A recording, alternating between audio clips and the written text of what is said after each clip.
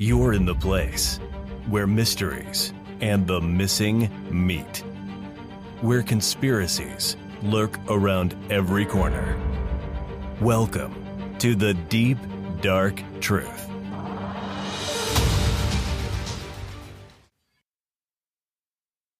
Welcome back to the Deep, Dark Truth. I'm Mo. I'm Chip. And I'm Mikey.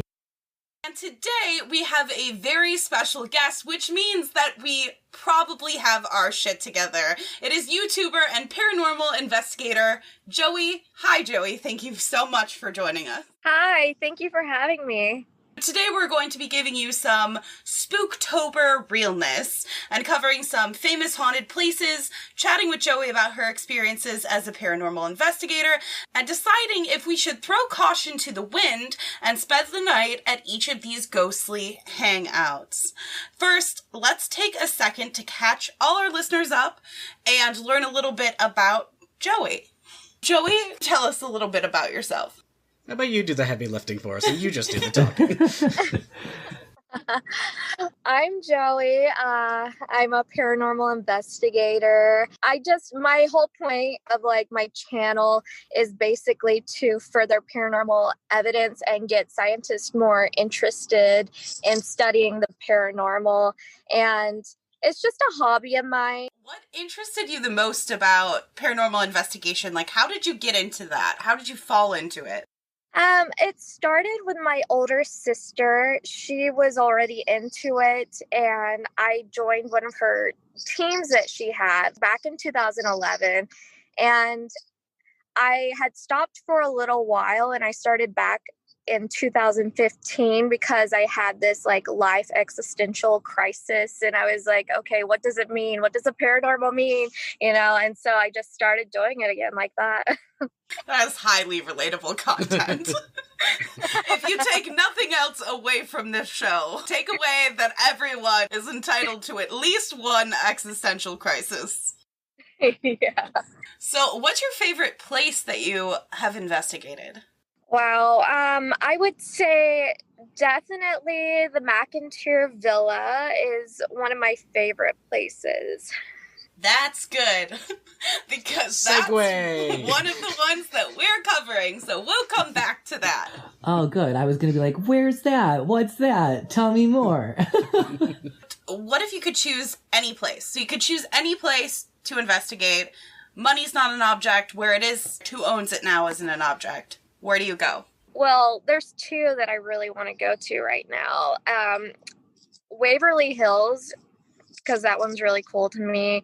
And this isn't a particular place that's owned. It's a forest. So I would say Akigahara Forest. I feel like there's two reactions to that. It's either, nah. No. Yeah. No. Or it's, I want to go there. I was actually trying to see if there's any specific cryptids to the forest because we had charted in Japan, and so I was trying to find a cryptid for them for an episode, and there wasn't, and I was sad. At least nothing specific. I looked really hard. For our listeners who definitely recognize those names but are like, which one is that again? It's on the tip of my tongue. Anyway, suicide warning at the front of this. How much do I want to talk about the suicide forest? That's what I thought it was. Well, that's why I named the forest. The Akigahara Forest is a forest in Japan that is famous for people choosing to end their lives there. And because of that, it is said that there's very many restless spirits. It's just in general, it's spooky, right? Any dense wood is spooky, but any dense wood where you have a very good chance of happening upon a recently deceased body, much scarier.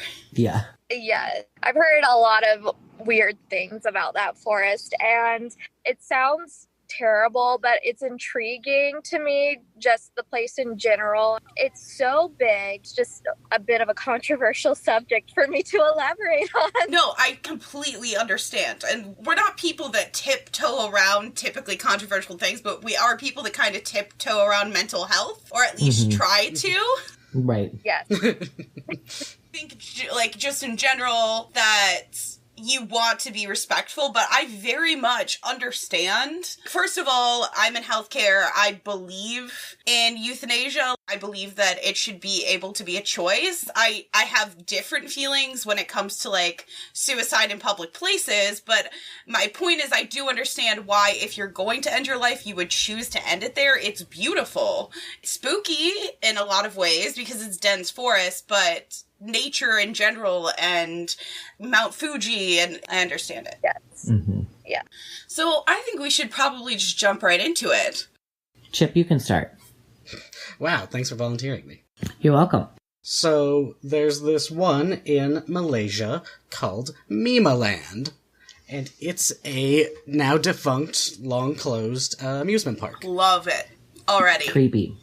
It was opened in the 70s, and I don't know how it's not connected to Jurassic Park, because its, like, big opening attraction, it opened in stages, was like, here are these almost life-size dinosaur models out in a little forest area. It's like pre-Jurassic Park, Jurassic Park.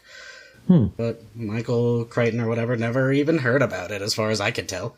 It also had, like, mazes and big water slides and, like, a lake for boating and rowing. And so they had trouble in January 93 because a Singaporean tourist died there on one of the slides. Oops. I don't think that there's an amusement park in this world that someone hasn't died at. Mm-hmm. Like, just to be real. True. They try and pretend that they never happened because it's not real good for business, Yeah. right? Exactly. Yeah. You want to keep that quiet because sometimes it puts your largest amusement park out of business. Mm-hmm. It closed, and then they reopened for a little while, but there was a landslide and some lawsuits, so they closed in 94. Was the lawsuits because of the landslide or because of, like, unsafe regulatory things? There was a bunch of different things. Some of it was security related, some of it was a guy died here related. So has it been vacant ever since 94? Yeah, it's just sitting there rotting away. Dinosaur statues overgrown in vines. Is it closed off to the public? Like, is it posted, like, no trespassing and closed off, or? Yes, and yet there are tour groups. Really? Interesting.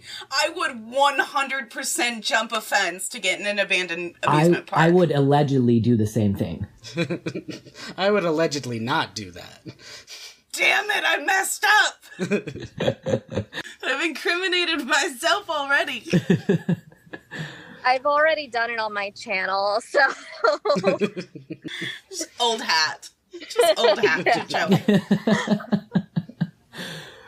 There's one similar that I'm reminded of that's Wizard of Oz themed, and it has like a yellow brick road, and they were trying to raise money, I heard, to try and reopen it. It looked picturesque, but in that abandoned kind of way. Mm-hmm. It's completely overgrown, the same type of thing. I love that, though. Like, everywhere I've ever been there, I've seen, like, overgrown, like, abandoned places. Like, it's so beautiful to me. Yeah, I love ghost towns, and there's a ghost town in the Smoky Mountains. There's actually a few of them. Some are maintained and some are not. Mm-hmm. You can still see the, like, character of the building and guess when the building was made. I love that. Yeah. Yeah. Belle Isle has a really cool closed-off part that you can hop a fence and get to. I've never done that. Wink, I wink. would never do that. That's the bad. You don't do bad things. Chip climbed to the top of a statue on Belle Isle one time. No, he didn't. Yes, he did. Top is a strong word. The real question is, would you stay the night in the abandoned amusement park? Yes. I would too, but I feel like with some of these, my answer is going to change if I'm staying the night by myself. You'll never be by yourself because I'll always be there. I just need a pillow and a blanket. And the ghosts. We're not scared of the ghosts, Chip. Yes. You're scared of my murder closet and the ghosts and whatever. Yeah. Ghosts are friends. Not food. Yeah. Joey, I'm going to guess that you're going to stay the night. If somebody's with me, yes, I could do that. Yeah. But not alone? See, I'm telling you, it changes the answer. It really does. No way. No way. Not alone. You're never alone because there's a security guard. I'm not scared of ghosts. I'm scared of actual people hiding in rides and, like, sleeping in rides. Like, they're just doing meth all night in a ride. No, seriously. I'm scared of people, not But also, ghosts. hanging out with a T-Rex model, getting high, out in the middle of nowhere. It's, like, isolated. It wasn't, like, right off the street. I mean, you do make a valid point. It's such a fun time. All right, how about I talk a little bit about the McIntyre Villa so that we can make Joey talk about the McIntyre Villa. Okay. Oh boy. So the McIntyre Villa is in Atchison, Kansas. Am I saying that right, Joey? Yes. She got me. She got me back. So John McIntyre was an Irish immigrant who eventually settled in Kansas after living in Philly in his youth. John had a lot of investments in real estate, mostly around Atchison, but some in nearby St. Joseph. The house was built in 1889 for $14,000. I did some conversions, and in today's standards, that would be the equivalent of nearly $400,000, which is not surprising because the house is, like, gorgeous. Well, the outside of the house is gorgeous. Oh, yeah. The inside, I'll get to in 2 seconds. So John was widowed by his first wife, Alice, and then he later remarried Anna Conlon, who was also a widower and had 3 children. And when she died, she passed the house along to her brother. It changed hands a couple different times, but in the years that followed, none of the owners really had the money to completely restore it to its former glory. Now it's a museum, so a lot of restorations have been done. They also do walking tours and different kinds of ghost tours. But one of the deaths that happened in the house, there was 9 documented deaths and 1 suicide. And one of those deaths included a servant named Goldie. So Goldie is one of the spirits that is said to have stayed and now haunts the home. She died in a rocking chair, and I literally can't go on because I have to talk about this rocking chair. In every picture I have seen, there is a Raggedy Ann doll in this rocking chair. There is Raggedy Ann dolls on the bed. There is Raggedy Ann dolls everywhere. And I had a Raggedy Ann doll. I had a Raggedy Andy doll. I'm fine with it, but if you aren't cool with Annabelle, like real Annabelle, not the movie version of Annabelle, real Annabelle who is a Raggedy Ann doll, do not go in this house. Under any circumstances, don't even walk by this house. Yeah, that's true. Yeah, I have a feeling I'm gonna say yes to staying at all of these places, except that one. I mean, how far away are you sleeping from the Raggedy Ann doll? I don't know what it is about dolls in a house that's supposed to be haunted, but I want no part of it. I'm fine with dolls, and I'm fine with haunted houses, but I'm not fine with both of them together. Together they make something different, and I don't think I'm okay with it. The whole is more than the sum of its parts. Let's talk about some incidents that have happened inside the house. This is from the Atchison tourism website because finding anything that's credible is hard. There has been reported lights turning on and off in the tower area, which does not have electricity, so I'm very confused, much confusion. I want to write them an inquiry. I'm guessing that means, like, oil lamps? I have questions. Joey's coming in clutch. Maybe, like, there is no electricity up. Well, I mean, the only thing that was up in the tower area was a fan, and there was no lights, so I don't know. That makes it worse. Does it mean lights like other people's lights? So if I bring up a flashlight or something? I think so.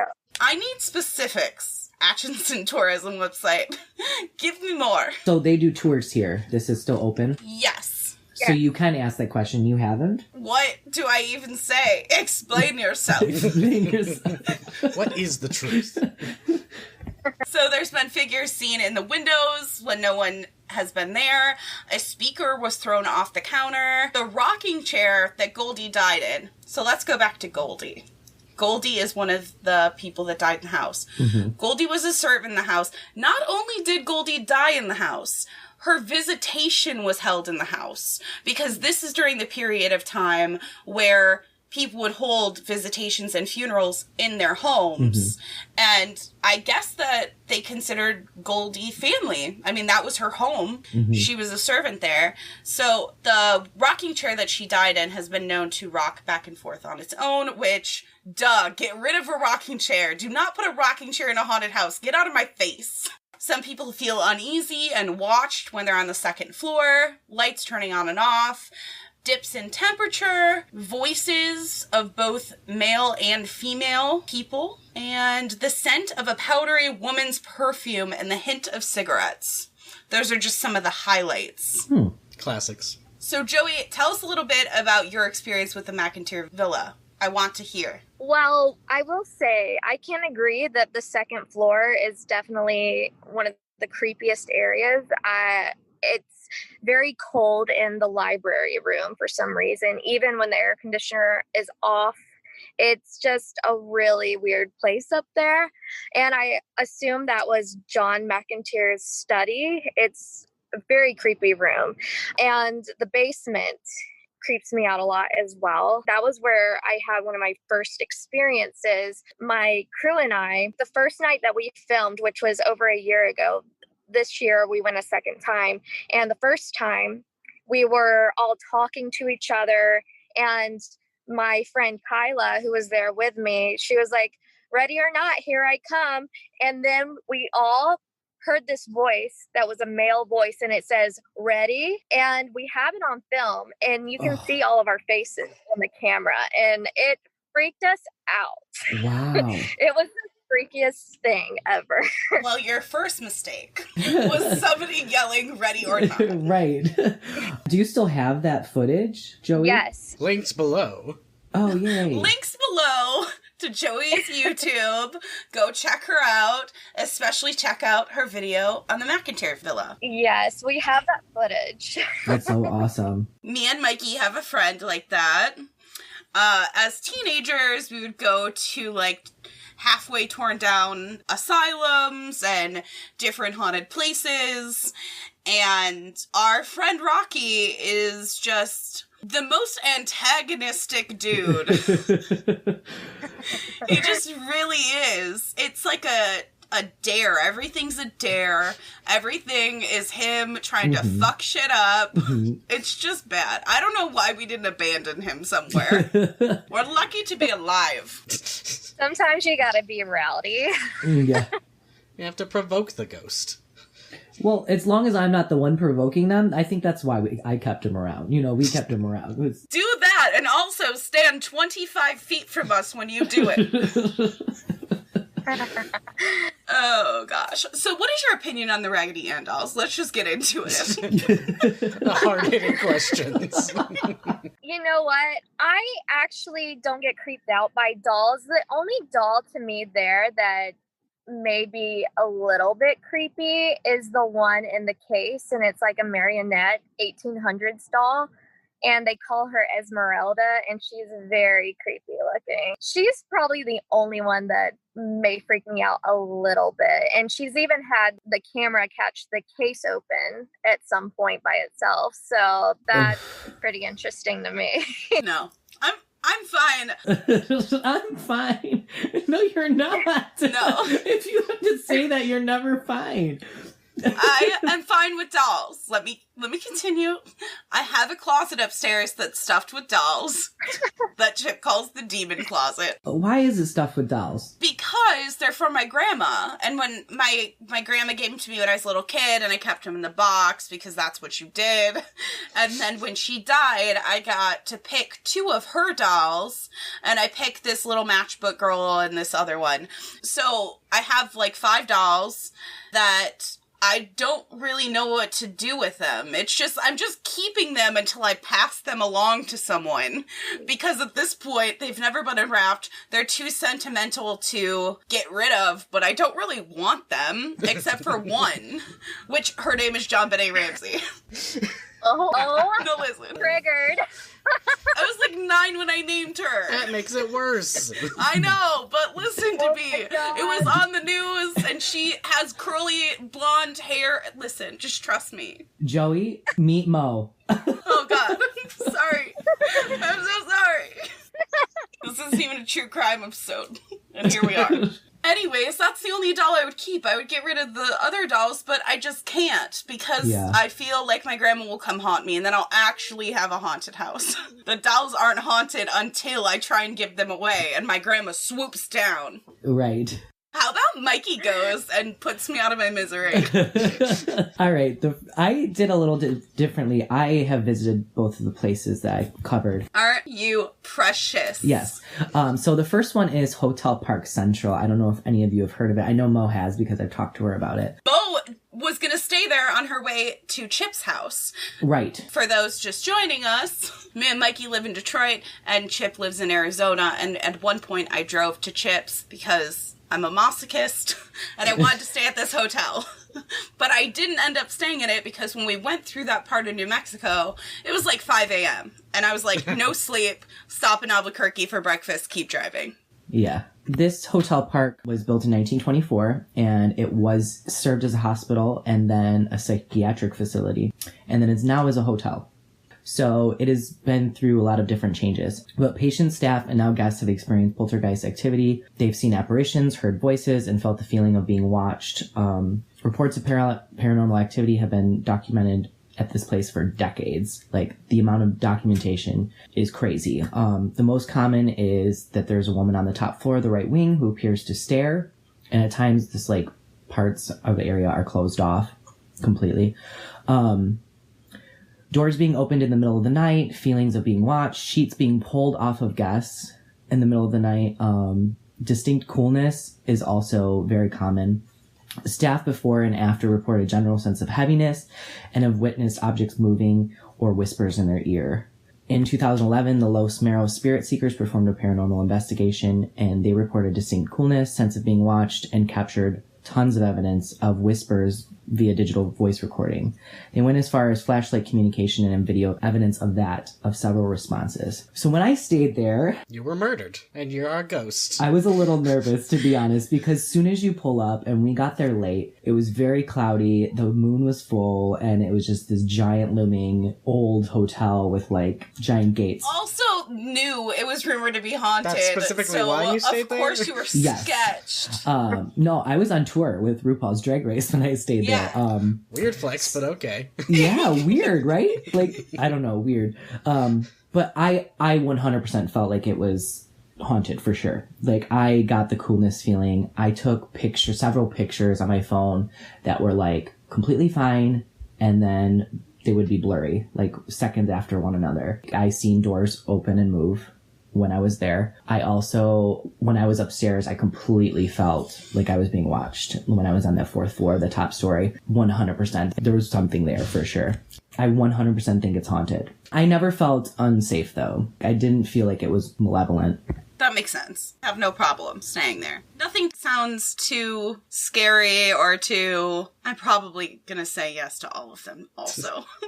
Why are we even playing this game? The sheets being pulled off you while you sleep? I wouldn't even wake up. So if somebody pulled the sheets off me when I was sleeping, I would just be pissed. And then I'd wrestle with the sheets with the ghost. I wouldn't even realize it was the ghost. I would just be like, stop it!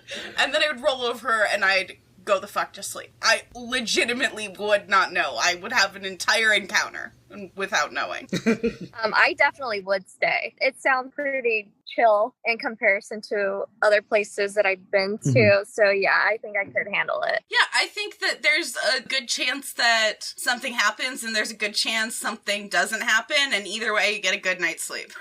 How much is it to stay? Let's go back. That's an important factor. I don't know. I didn't pay for that. It is a very nice... Well, aren't you the queen of the queers? I didn't even pay for it. I was on tour. It was part of my job at the time, so I didn't pay for room and board or travel or anything like that. It is beautiful Mo, cut there. This. And... Future Mo, calm Mikey down for us. Insert something else here. Also, it's kind of historical, too, because throughout the hotel, they have a bunch of stuff on display from the hospital, from the psych ward, the original, like, plaques and certain things like that. And it's all, like, themed to be a psychiatric hospital, too. Your shampoo bottles and, like, conditioner bottles are in, like, apothecary little, like, potions and stuff. Now it's like a theme. Now it's like a theme hotel. totally is, but I still believe it's haunted. I'm over haunted hotels. I'm pretty sure this is all just branding. If you get money directly from saying your building is haunted, like that directly, no, I don't believe you. You're a hotel. What if your hotel was already doing, like, very well? Nope, it still increases it. You know, I've got a couple hotels here that are like, ooh, aren't we spooky because we have this reputation, but we're not ghost hotels. Like, yeah, because there's 2 nice old hotels in town. Of course you are the ones that are haunted. You're older than 10 years old. What about the history? Do you take the history into account at all? That's very good branding. This is becoming a conspiracy against capitalism again, Chip. And I won't have real it. ghosts were the capitalism we met along the way. I have to agree with him, though. I got the professional. I mean, I agree with you completely, but in this scenario, in this case, I don't. I think that if there's a lot of history and then you turn it into a hotel, if there was already rumors of hauntings, like, I would buy a haunted grocery store just because they told me it was haunted, and then I would turn it into a hotel. You are telling me right now that I am right. It was already haunted before I bought it. I didn't make up the fact that it was haunted to get people. Do the ghosts get a cut? No! What is their pay? Do they have a union? No, if they're lucky, they get to marry the ghost sex lady. Yes. I feel like there's a haunted Walmart somewhere. Honey, they're all haunted. Every Walmart. Have you been to one? They speak of in legend the super Walmart. The super one. Oh god, it's haunted by a 7-year-old woman in a thong. Oh, I'm sorry. I put it in your head. Visualize. Visualize. Okay, Chip, it's your turn again now that we visualized. Visualize old ladies in thongs. Okay, let's back to Chip. We all know all the ghosts at Walmart have leggings on. Excuse me. Leggings are just as good as pants. I'm running a poll. I'm gonna run a poll. So the other one I had was Larnock Castle, which is in New Zealand. It isn't really a castle, but it was a big house, so people call big houses castles. I want one. It was built by some politician businessman, William Larnock. When it was finally finished, after like 3 years of building, plus additions later on, it was 43 rooms. Holy crap. Needed 46 staff members, because I'm a rich Australian guy in New Zealand, look at me. Polyamorous commune. Polyamorous is an interesting word that you use there. It's not polyamorous or similar, but... I'm just saying 43 rooms would be great for my polyamorous commune. Yeah, he's not saying it is. He's not saying it is one. He's saying he's going to make it one. It's going to be, right? I'm trying to segue into my timeline. Okay, I'm sorry. I'm sorry, old lady in thongs. I don't know if any of them wore thongs. Damn it. So, William builds the house along with his first wife, Eliza. She dies in 1880. They have like 3 or 4 kids. I don't care. That's not the important part right now. 2 years later, he marries her half-sister, Mary, who lives in the house with them. It's my family. It's fine. What? It's an old Scottish tradition. That's what we tell people. He is, in fact, of Scottish descent, so... Yeah, it was. Oh. Then in 1885, he adds this huge ballroom as a 21st birthday present for his favorite daughter, Kate. Everyone's like, she's the favorite daughter, so he apparently wasn't subtle about it. Built her a ballroom. They never are, and he did build a ballroom. Like, come on. Not even trying. 2 years later, 1887, the second wife, half-sister Mary, dies. So we've got 2 deaths going, 2 marriages. In 1891, he marries his third wife, Constance de Bath Brandon. Oh, love it. Love it. 3 names. And that same year, favorite daughter Kate dies. No. Not years after she Kate. got a ballroom.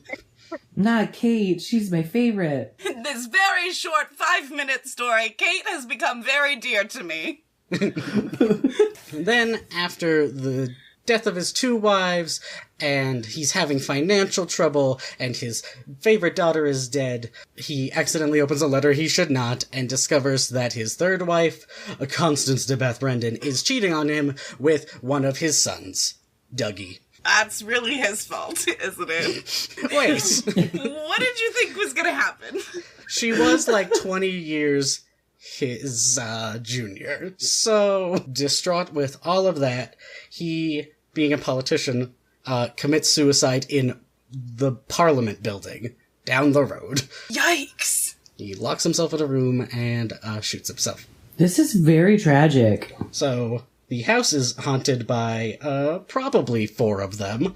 You've got Eliza probably haunts the room she died in, which was her bedroom. Kate haunts the ballroom because that's her place, of course. Constance is... There's the floating lady who people think is Constance because she watches and she likes haunting Constance's bedroom. And the bed-neck lady, you say? I don't want to go in this house, I don't think. I did until there was a ballroom, and then I was like... I don't know. Yeah, like ballrooms always give that era of creepiness or ghosts or like, you know, just floating, dancing around kind of Casper. Anastasia. We were all traumatized by Anastasia. But Casper too, right? Yeah. In the middle of the like school dance and he takes Kat, but it's very different. Anastasia is like all ghosts all the time. Yeah. Ballroom dancing. And William himself likes to wander around, slamming doors and opening them and locking them. He's angry. And so, I've got one good story. The current owner, because of course she made it into an attraction, it's not like a museum or anything, it's just, come look at our pretty house. They had a play put on about William Larnock and his whole life. And it was on a stormy night. Ooh, the guests came and they hosted it in, I don't know if it was the ballroom or not, but it was in the house. And in the moment in the play where fictional Larnock shoots himself, there's a blinding flash of light that fills the entire room. And the owner is like, oh, that was just the special effects guy. He caused that, and the stage manager was like, no, we didn't make that happen. He don't like it. So, they like to think it was Larnock himself being like, please don't make my suicide into a play. Thank you very much. Well, no shit. Could you maybe not? He's not my favorite, but I definitely agree with him. Just let him not live, really. Just let him be. Let him slam his doors in peace. Joey, are you staying there?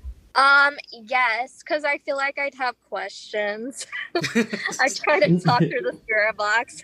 Yeah, I don't know that I like the ballroom. I thought I was gonna say yes to all of them, but... It's a ballroom dedicated to a daughter who died shortly thereafter in her early 20s. I would have to see the ballroom first.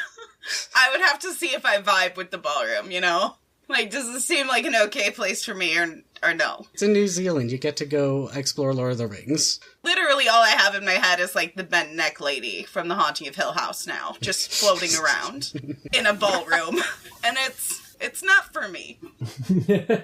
Before we move on to talk about the Smurl family home, we just want to give everyone some updates, and we have a bunch of them. First, we're celebrating our 1-year anniversary and hitting the 10K downloads mark with a live show on October 17th. We'll be discussing case updates, having giveaways, and whatever else we decide to get up to. Sadly, there will not be Tiger King costumes this time. I apologize. A link to our Facebook event is in the show notes. We also want to remind everyone that on October 19th, the next batch of Unsolved Mysteries episodes comes out. So if you haven't listened to our last episode on Joanne Matuk Romaine, we suggest you give it a listen and then tune into her episode of Unsolved Mysteries, which we're told is titled The Lady in the Lake on the 19th. Last but certainly not least, our friends over at Haunting History are starting a new season, which I'm very excited about. So here's a promo from them, and we'll meet you back here in 1 minute. I'm Kat, the host of Haunting History Podcast, the podcast that reaches back into the past to the stories and headlines that still haunt us today. Approximately 76.2% of abducted children who are murdered are dead within the first 3 hours of their abduction. In so many of these cases, someone saw something, suspected something, or knew something and never reported it. On June 26, 1980, Carrie Patterson, a friendly and outgoing 15-year-old, left her home in Fullerton, California to meet up with some friends. She never returned. 6 months later, her skull and portions of her remains were found in an oil field in Tonner Canyon, kicking off what would become a 4-decade mystery. leaving her family heartbroken, a passionate cold case investigator without answers, and a newspaper reporter without an ending. Join us on November 4th as we talk to her family, the cold case investigator from the Orange County Sheriff's Department, and others still searching for who killed Carrie Patterson. Be sure to follow us on Instagram, Twitter, and Facebook at Haunting History Podcast, and subscribe wherever you listen. Our cold case series starts November 4th.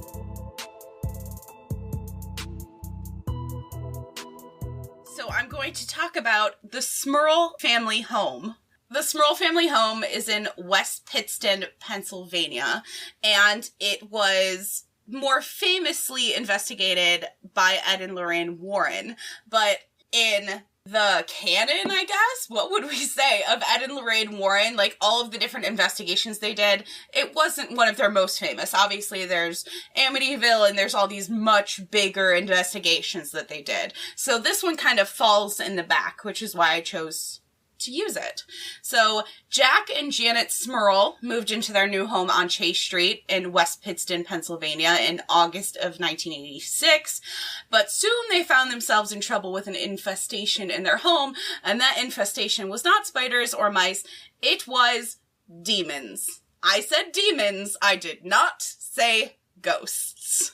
So their home ended up being investigated by Ed and Lorraine Warren, like I said, but it also included a range of skeptics, psychologists, and clergymen. Jack and Janet claimed to have experienced the normal symptoms of a haunting, like drops in temperature, foul phantom odors with no source, objects moving, but they also said that they had far more terrifying encounters, and one of them pisses me off, and that is their family dog being thrown across the room.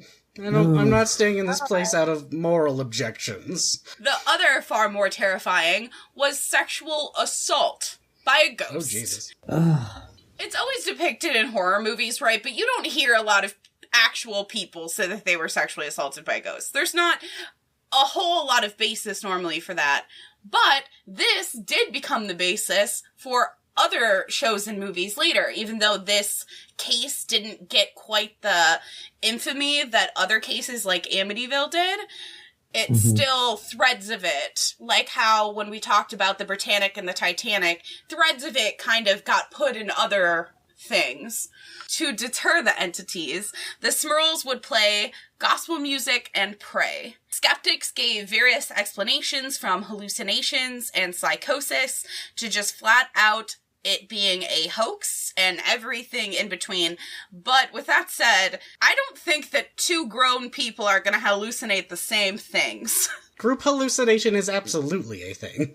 It's not common unless it's under the influence of other things like drugs, but none of those things have ever been alluded to or alleged or present. Demon weed. The devil's lettuce. Question, was the dog injured? It did not say. But also, if this is a hoax and they threw their dog across the room, I will find you. I have a special set of skills. I wonder if it was documented whether the dog was injured or not. I don't know, but it was documented by several priests. A lot of the priests said that, no, there's nothing to see here. Some of them said, I'm not sure that I actually know the answer. I can't really confirm or deny the presence of demons, which I thought that was like your job. Just any priest typically isn't who is sent when it comes to possession or infestations of demons. They might send like your local archdiocese, but normally the church sends very specific people to come investigate those claims. I majored in demons. Majored in demonology. That's their thing. Yeah, some people said hallucinations. At some point, Jack had meningitis when he was a child, and then later he had water on his brain from it, and he had a couple operations the decade before to get that water removed. So some people said, oh, it was because of that. He started having memory issues, like short-term memory issues. Some people said, oh, it was because of that, but that doesn't explain his wife. None of it explains everything. Obviously, nothing's going to explain everything. That's the trick.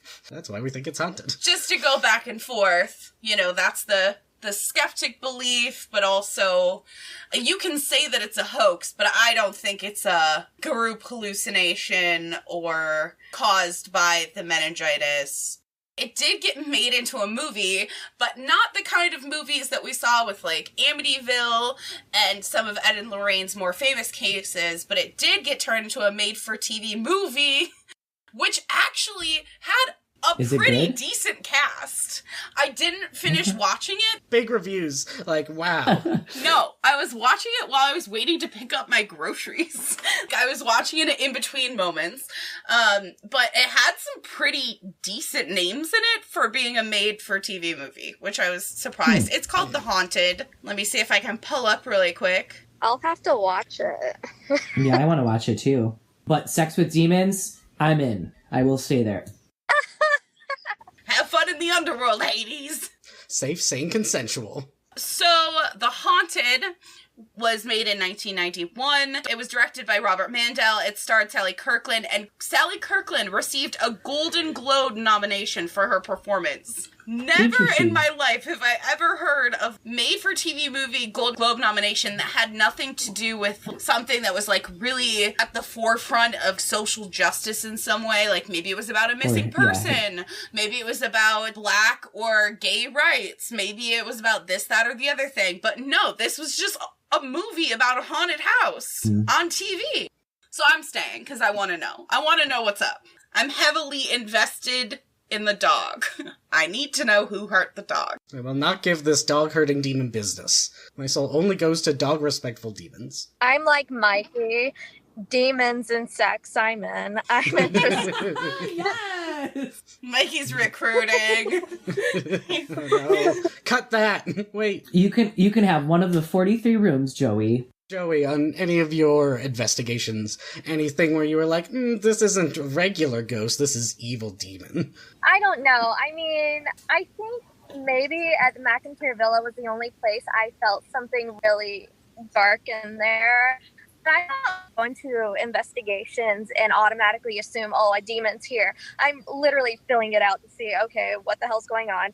There, I was definitely scared for some reason, and I don't know if it was like playing off my anxiety or something, but I definitely felt something off. All right, should I move on to the last one? The last one I have been to, but I didn't know it was haunted when I went. So...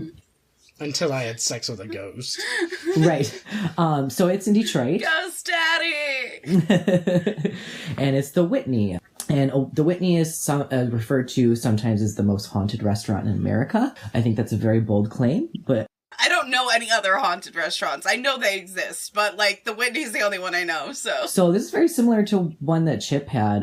It was built in 1894, so 10 years after... Bad year for ghosts. Don't die around then. Just wait. It gets even more closer to what Chip's was. So it estimated to have cost $400,000, which would now be $9.5 million. And it is now furnished with over $11 million in furniture and fixings. So this is like a $20 million establishment. Ouch. So during its construction, his wife died. He then married her sister. Hey! Full blood sister. Yes. She then died in the house.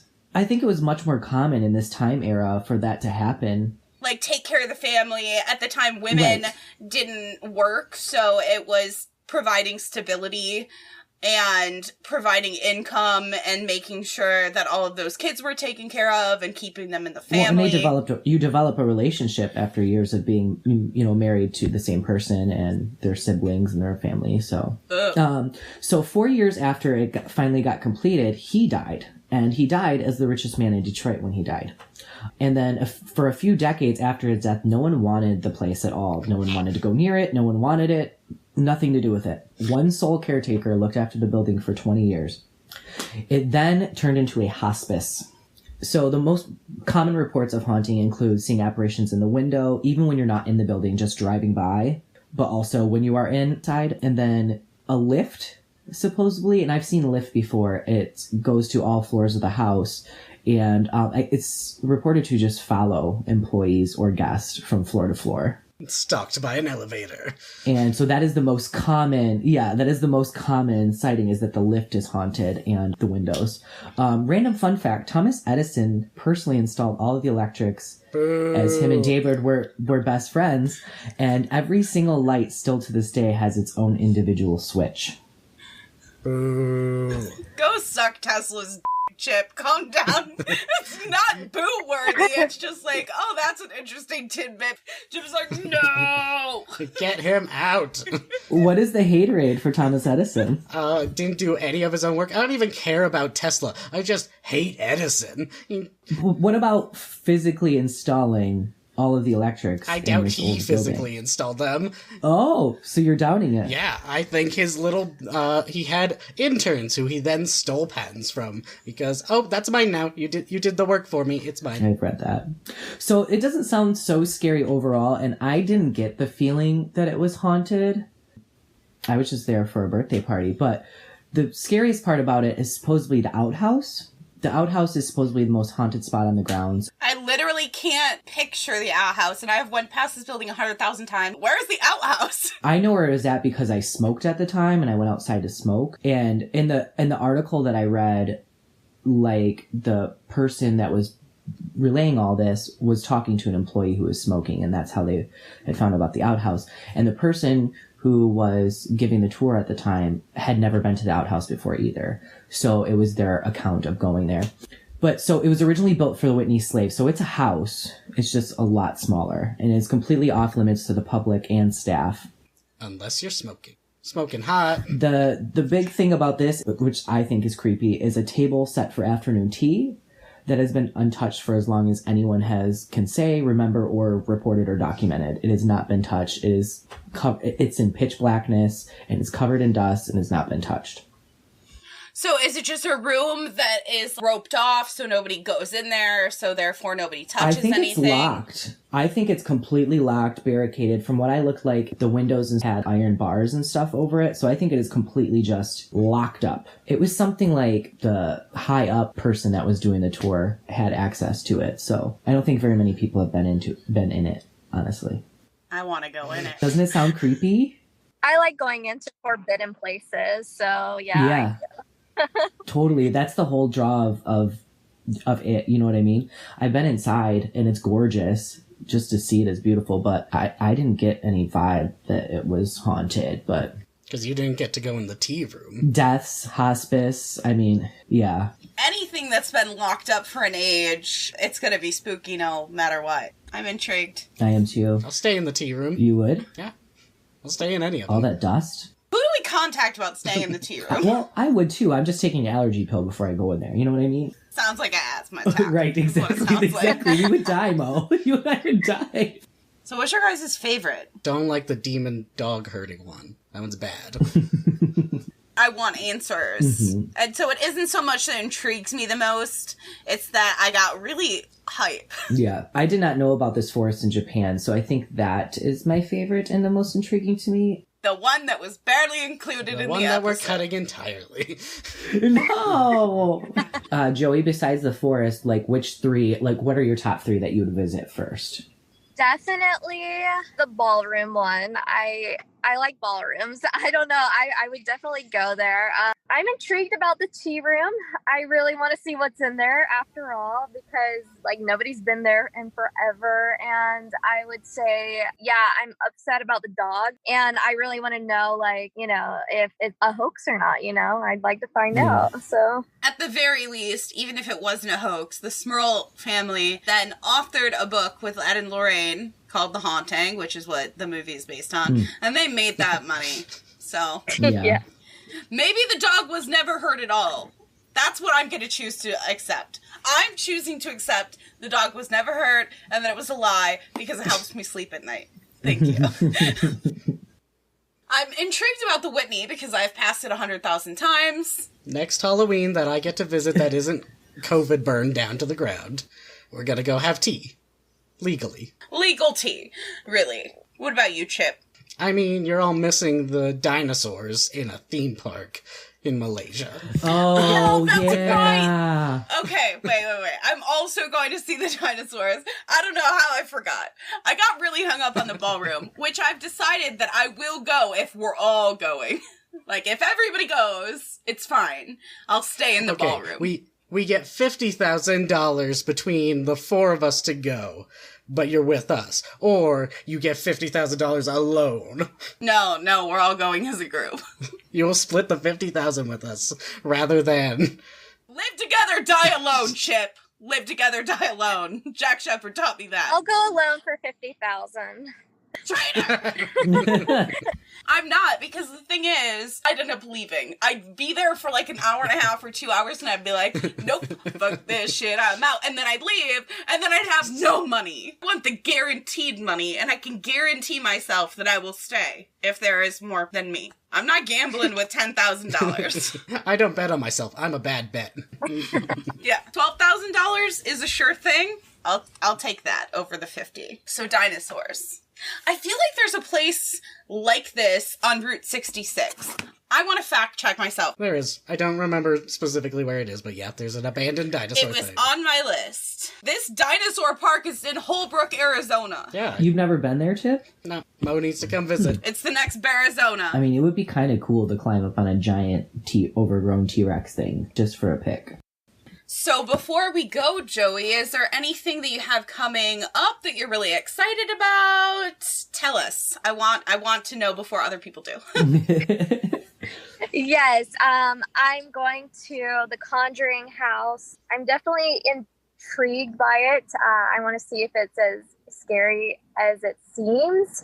And also I'm going to abandoned hospital, Yorktown, and that's pretty creepy. It's like 5 floors, and it's just going to be me and one other person. So I'm terrified.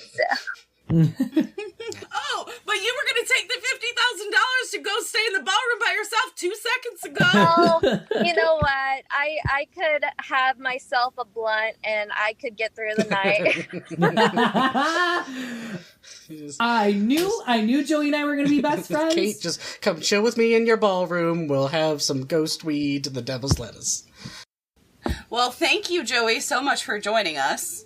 Thank you so much for having me. I'm so glad that we finally got to do something, because I have been watching your YouTube for a little bit, and we started following each other on Twitter. I wanted to ask you before we go if you have any ghost hunting tips. Someday, in a brave new world, we're going ghost hunting. So this year, we had a whole bunch of equipment that we were borrowing, and we were supposed to go ghost hunting for our patrons and do a whole ghost hunting thing, and it didn't happen, obviously, because of COVID, but I figured now would be a good time to get some tips. Oh, well, have a lot of patience, because there's going to be a lot of in between that you're going to be waiting and nothing's going to happen.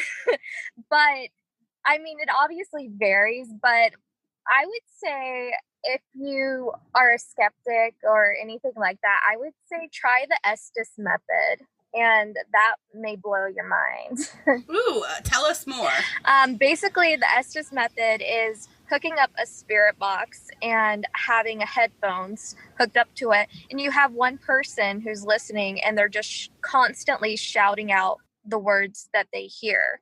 And they have to be blindfolded, and they can't hear the people asking the questions in the room. So there's going to be whoever else wants to participate in the room, they can ask questions while they're just blurting out words that they hear on the radio.